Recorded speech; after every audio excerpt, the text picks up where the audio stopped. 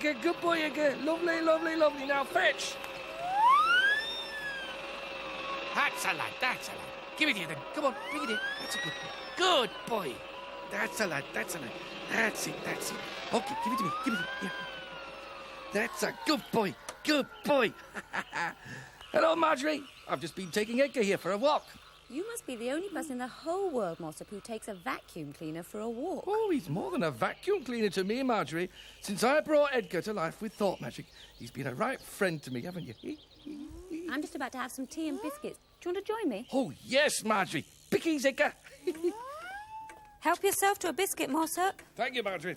Do you mind if Edgar has one too? No, Mossop. Right, come on here, Edgar. Come on. Who loves these bickies then? Good lad, good lad. I'm trying to teach him to speak as well, but I can't say as I'm having much success. Well, I'm not sure that vacuum cleaners are meant to speak, Mossop. Then again, I'm not sure they're supposed to go for walks, chase balls or eat biscuits either. I must say, Mossop, this thought magic of yours is absolutely marvellous. I should think you'll have no trouble at all becoming a Mossy Boots. Oh, well, I don't know about that, Marjorie.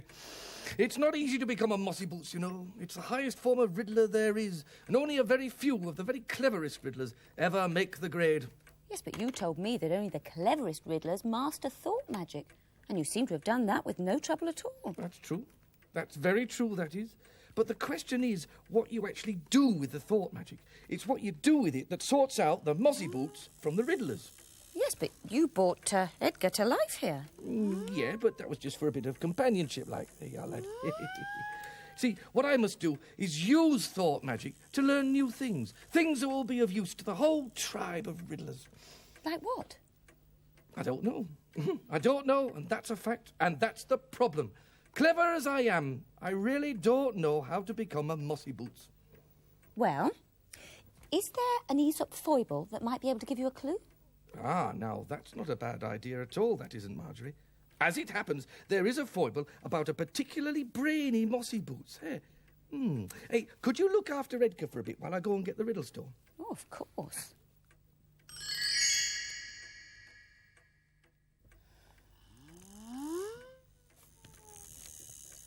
There you are. Edgar, don't be greedy. You've had lots of biscuits. What am I doing? Talking to a vacuum cleaner.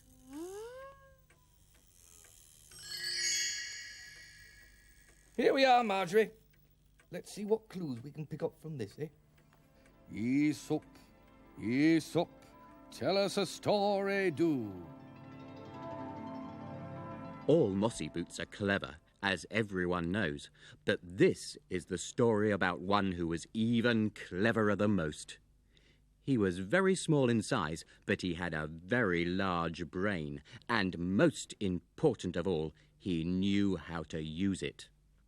One day, he was walking down the street when a great, big, huge, foolish-looking Riddler threw a stone at his head for no reason at all and hurt him quite badly. Now, the Mossy Boots' first thought was to rush up to the fool and give him a kick in the trousers, or at least tell him off most severely. But the fool was a very large fool indeed, and, as I have said, the Mossy Boots was very small. If I deliver a kick in trousers or a telling off, he thought, then he'd probably hit me, and I should end up even more hurt than I am now. So what did this Mossy Boots do to get his own back on the fool? Well, he walked up to the fool and he said to him, "Well thrown, sir. Here's a pound coin for being such a good shot. But I'll tell you what, that man over there," and he pointed to a large Riddler who stood across the street with a group of friends, "that man over there is much richer than I am. If you throw a stone at him, he'll probably give you 2 pounds for your trouble." Now, the fool was a very foolish fool indeed. So he picked up a stone and he threw it at the large Riddler, hitting him neatly on the head, and then went up to him to collect his 2 pounds. But he didn't get his money. Oh, dear me, no. What he did get was several kicks in the trousers from the large Riddler and his friends, who then proceeded to roll him over in the dust, lift him up by his ears, and drop him in a very large and very muddy puddle, where he lay gasping for breath, feeling extremely sorry for himself. As for the mossy boots, he went strolling off up the street, whistling to himself and thinking that, although it can be useful sometimes to be big and strong, it's even more useful to know how to use your brain.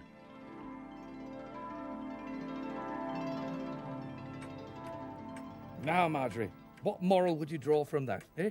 That's easy, Mossop. Use your brains. That's right, that is. That there Mossy Boots was clever, but he had to know how to use his brains. And that's what I've got to learn, how to use all this cleverness that I've got.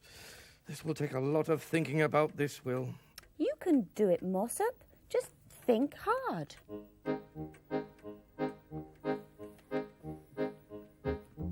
Think, think, think, and you won't be stuck for long. Think, think, think, and ideas will come along. If you exercise your brain a lot, you'll find that it grows strong. Think hard, think straight, just concentrate.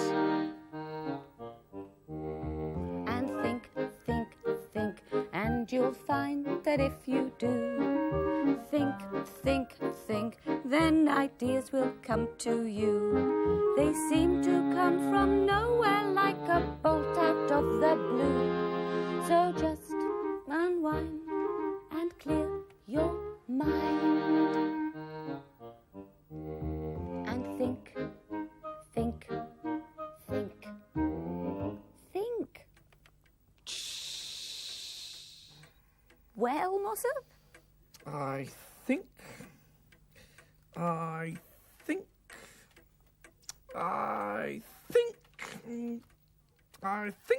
I'd like another biscuit, please. Oh, Mossop. Thank you very much. Not for you, Edgar. You've had enough. Keep off. Off you go, onto the table. Edgar, now calm down. No, Edgar, what are you doing, Edgar? Let go! No, Edgar, no, careful, oh, no! Oh, look what you've done.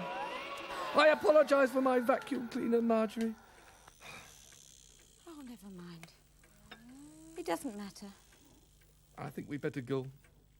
He's got to be switched off for a bit, and I've got some very serious thinking to do. Come on, Trouble.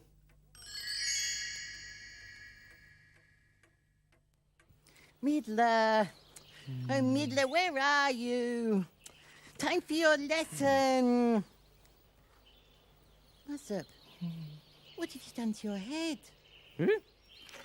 Oh, hello, Tiddleup. What were you saying about my head? Well, what have you done to it? Have you cut it? No, of course I haven't. What on earth made you think that? But it's bandaged. Oh, no, Tiddleup, that there isn't a bandage. It's a wet towel, is this? I've got a lot of thinking to do, you see. And I once read that putting a wet towel around your head helps you think. Does it work? No, as a matter of fact, it doesn't. You ought to try raising your feet above your head. No, what should I want to do a thing like that for, Tiddleup? Doesn't seem a sensible thing to do at all, that doesn't. If don't mind me saying so. But it makes the blood flow to your brain and helps you to think better. At least, that's what someone told me. Ridiculous nonsense. Now, why did you go along and find that there middler and leave me alone to think in peace? All right, Mossop. I didn't mean to disturb you. Middler. I don't know. Feet above your head. Did you ever hear of anything so daft? Mind you, might be worth a try. She'll never find me here. Afternoon, young middler. And what exactly are you up to, may I ask? Oh, hello, Mossop. Didn't see you up there. Being a bat, are you? A bat? Yeah, hanging upside down. That's what bats do, you know, hang upside down. For your information, young Middler, I happen to be hanging upside down, so as how the blood will flow to my brain and help me think. And I'm pretty sure I'd be able to think a whole lot better if I was left alone. All right, I'm going. A bat. Very idea. A bat. Hang about. That's given me an idea, that has. Marjorie, I've got it.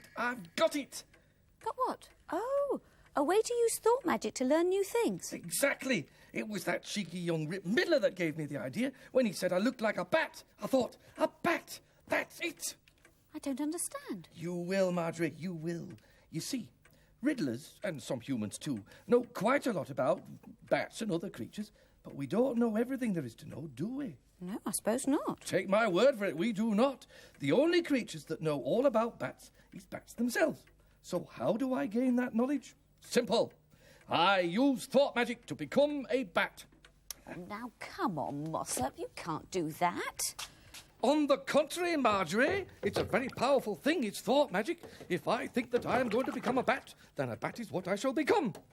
And then perhaps I shall become a cow or a goat or something like that and find out all about them as well. You can't, Mossop. Be reasonable. There's nothing unreasonable about planning to become a bat, Marjorie.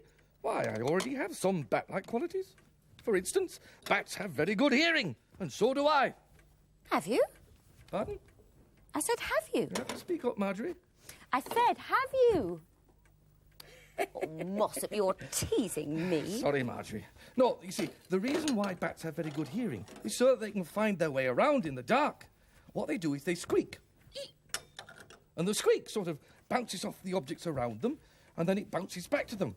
And their hearing is so good that they can tell from the way it bounces back exactly where everything is. Oh, something like that. Anyway, I shall probably know more when I have become a bat.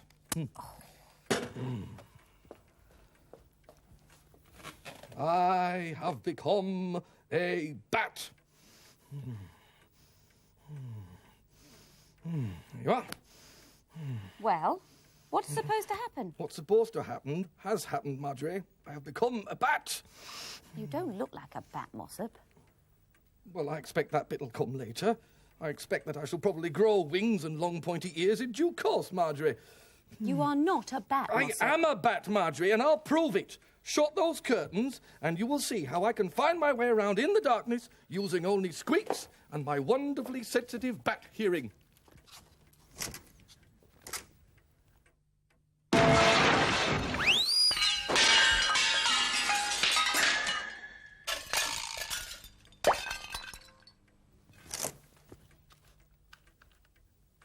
Well, what have you got to say for yourself, Mr. Bat?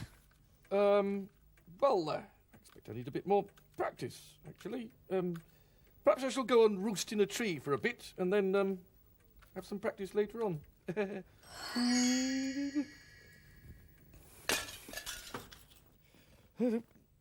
Oh, still thinking, are we, Mossop?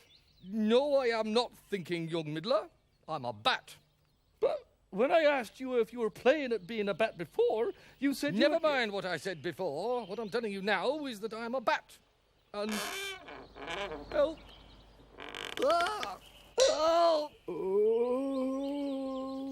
Mossop? Oh, are you hurt? Oh, you've cut your head. Oh, dear. Hello, Mossop. Still thinking, I see. That's why he's got that towel around his head, you know, Marjorie. At first, I thought he'd cut his head. But he has cut his head, Tiddler. Hey?